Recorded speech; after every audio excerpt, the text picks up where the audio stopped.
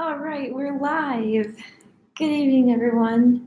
I hope everyone's day or evening is going well. Excuse me.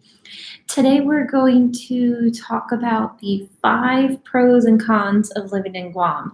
Now, before you say anything, how could there be any cons to living in Guam? I just Googled it. It looks amazing. Firstly, every place, no matter where you go, has a con. It's not just Guam. Guam is definitely different. Um, it's nice being here. I enjoy the warm weather, not the 100% humidity.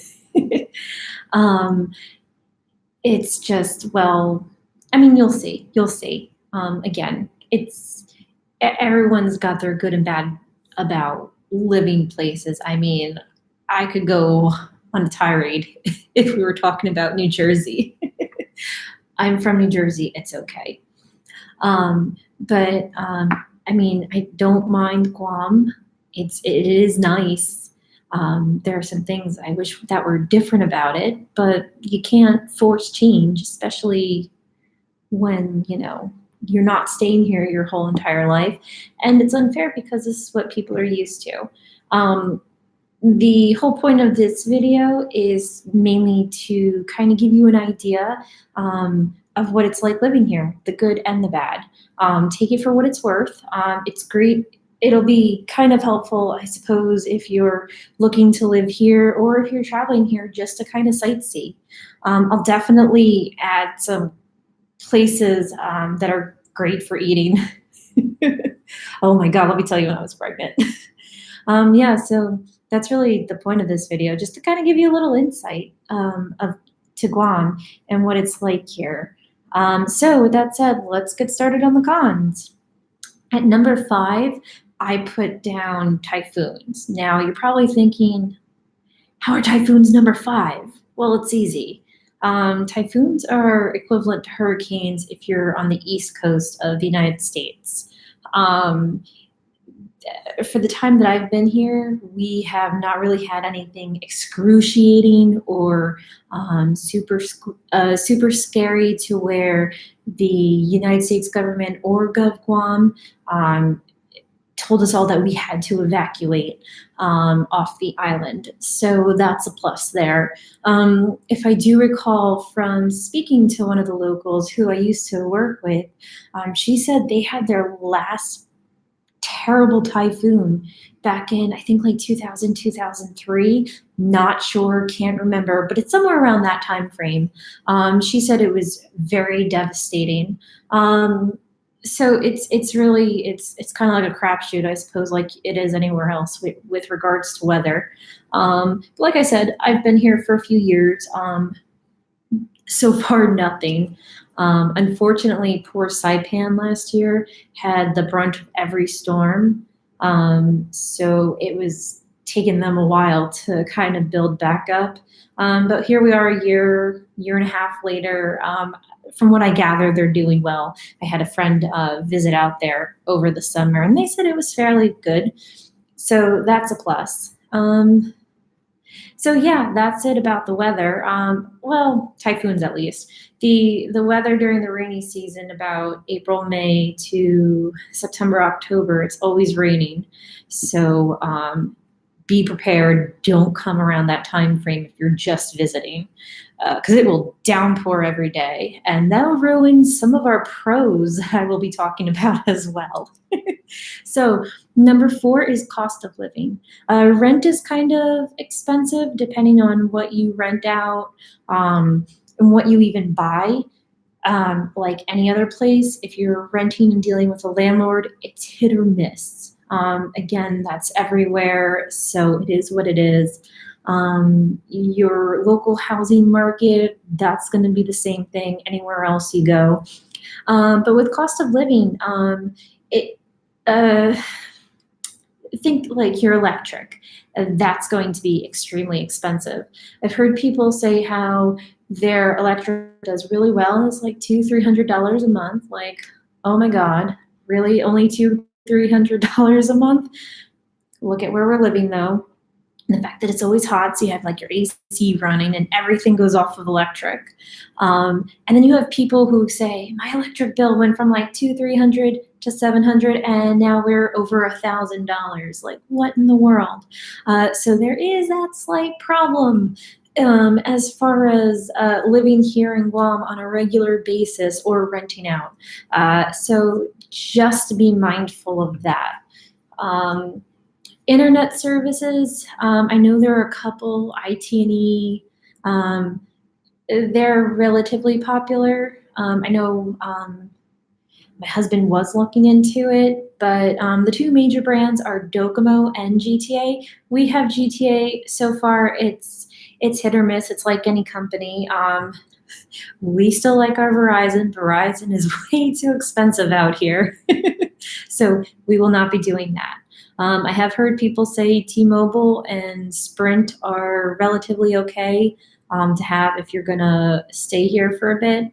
You'll have to check out their plans. I'm not aware. I don't go off of their company for anything. Again, I prefer Verizon, but Verizon's too expensive. So living here, we do GTA. It's like any other company, hit or miss. Another major popular brand is Docomo. I've heard good and bad things about that. So it's really just coming down to pricing, packaging, and at the end of the day, what you want and what you're expecting from the company. So just be mindful of all that. Number 3, if you're an animal lover like me, you'll be sad to know that bringing pets to the island of Guam it's difficult. I have 2 corgis, as you recall from previous episodes. They live in New Jersey. They're corgis, they have thick fur. They would not do well out in this weather all the time. So there was that problem. Then there's a problem that they're elderly, so traveling is not good for them. I don't know how it is from any other part of the world or the country, but coming from the East Coast of the United States to Guam, it was a 3-day trip. So not fun for your animals should you be bringing them. Also, you can only take United to get to Guam if you're coming from the States.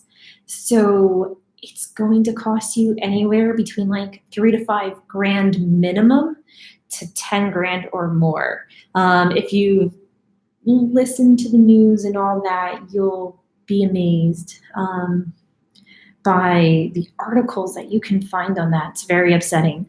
Part of that was an ordeal with flight attendant and checking the animal and all this, something like that. I don't recall, don't remember. But traveling with your pets are expensive to and from. Now you can go from Japan or like the Philippines to Korea back to the States. Not really sure if that's a cheaper route, but it is another option. Just know that you'll be traveling longer as opposed to just taking United and going to and from the States, which is like a 3-day trip depending on how you do it. But on the bright side, excuse me, Guam is rabies free, so that is a plus. The downside to that is when you bring your pets from anywhere else to Guam, I've heard animals staying in quarantine for like 2 to 3 weeks, up to 120 days. So be mindful of that. Really check into it, really look into it. Do your research to know what you're getting into. Should you plan to bring your pet if you plan on visiting for a while or living here? Other than that, I mean, you see a lot of like boonies. Those are like stray dogs, which it'll break your heart, but it is what it is. People adopt them throughout, so that's great. And you'll notice, like, if you go into like the local residential areas, a lot of the locals just kind of feed the boonies, and I guess they kind of own them at that point. So, they just kind of all run wild. But it's nice because the locals will definitely feed the boonies and kind of like make sure they're at least on the up and up for food and water. So that's a plus. You also have to be mindful when you're bringing pets of the snakes. Snakes can eat the littler animals. I have corgis, like I said, they're medium-sized dogs. The snakes here could eat them too, so be careful. There's also the toads here, or the frogs, whatever they are. They're poisonous, so you also have to be mindful with your animals and your younger children for that. And then you have the birds that were brought over here to take over, not to take over, to kind of deal with the snakes during season to mating season. They like to dive bomb a lot, so that makes being outside very difficult. So I guess all in all, with regards to animals and the animals here and the animals and pets that you would like to bring because you know their family, that is a con. At least in my opinion and on my perspective. Number 2 is employment. If you're looking to stay here long term and find a place of employment, please do your research ahead of time and look for places that'll hire you and take you into consideration as soon as you arrive on this island. I'd say like 30 days, 40 days out to getting here. Definitely look into it. Unfortunately, Guam is low pay, and there is known to be nepotism. However, again, that's anywhere you go. It just, it is what it is. I've heard those are concerns and gripes from other people about it. I did hear that if you try to get onto the military base or work with Gov Guam, that's relatively easy. It's a lot easier than trying to get a civilian job. But again, civilian job, it's not impossible.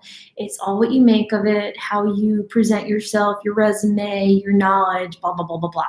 So it's like going anywhere else. Unfortunately, the economy is like, So that's why employment is number 2 on the list, because it's really important to have a job.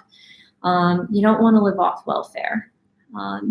So yeah, that's number 2. And number 1, our number 1 con is you are literally out in the middle of nowhere. I'll have to post it in another video because I'm still learning this live feed. You're literally out in the middle of nowhere in the Pacific Ocean. So getting stuff to you is quite difficult. Like I said, traveling with pets is upsetting, but that is what it is. And, going from New Jersey to Guam costs like $6,000 round trip for 2 adults and a lap baby. Things that you order here can take anywhere between a week to 3+ months, and not everything actually ships to Guam. We may be a U.S. territory, but they also consider us international. The struggle is real. Well, now that leads me to our 5 pros, starting with 5. If you like sushi and barbecue like my family does, this is the place to be. They also have bars downtown in Tumon if you like to go drink or party it up, so no worries there. Oh yeah, I forgot the lizards. Then so that's a pretty basic thing, whatever. As far as foods go, I'll definitely post a video of like some really good restaurants that you may all be interested into when you visit. For number 4, we have like relatively low crime rate. Let's see, back in 2016, the crime report showed that there was 341 violent crimes, and like I said, in 2016. In 2015, there was about 692. So that kind of shows you, where you're at with it or what's going on. Again, I've been here for a few years. I've really never heard or saw anything in the newspaper, so that's great. Just use common sense. just use common sense. Lock your doors, lock your windows, lock your cars. So good job, Guam. Low crime rate. Oh. Number 3, if you're looking to go to Japan, Korea, the Philippines, maybe Taiwan. It is cheap. I've seen airfare, at least to Korea and the Philippines, anywhere between like $200, $300, $400 max round trip. Japan, it's a little bit more expensive, like $1,000 or $2,000, but that depends when you're going, how you're going, who you're going with, like 2 adults and a lap baby. So, I mean, if you're looking to visit the other Asian countries, Guam is the place to be. We're like the middleman. Number 2, outdoor activities. If you love the outdoors, like hiking, snorkeling, scuba diving, shopping outside, Guam is the place to be. I mean, we have beautiful weather for the most part all year round, minus the rainy season. We've got great weather. So you love the outdoors? Guam's the place to be. They have 2 World War II ships off the coast to scuba dive, so that's perfect. And you can also go snorkeling, which me and my husband did. Amazing. Totally worth it. And that leads me to number 1 on our pros list, and that's the beach. I'm not a fan of the beach because I don't like the sand. I've also spent my entire life living by the beach, so I'm indifferent. My husband's indifferent. But beautiful water. Oh my God, it's amazing. So if you want to go see an awesome beach, Guam is the place to be. Now, if you're wondering, well, what about Hawaii? Like, is it like Hawaii? Never been to Hawaii. You'll have to wait till next month after my vacation. My husband has been to Hawaii. He said Guam has the better beach. Hawaii has the better surf. So just kind of be mindful how you do it there. I'll let you know in January, though. So yeah, that's my top 5 pros and my top 5 cons. Hopefully it was kind of insightful, and I'll be sure to kind of add the foods in the next time I do a video and whatnot. So first time coming, please hit subscribe. Hopefully it was helpful. If you're returning, thanks for watching. Either way, appreciate it all. Thank you. Have a good night, and see you.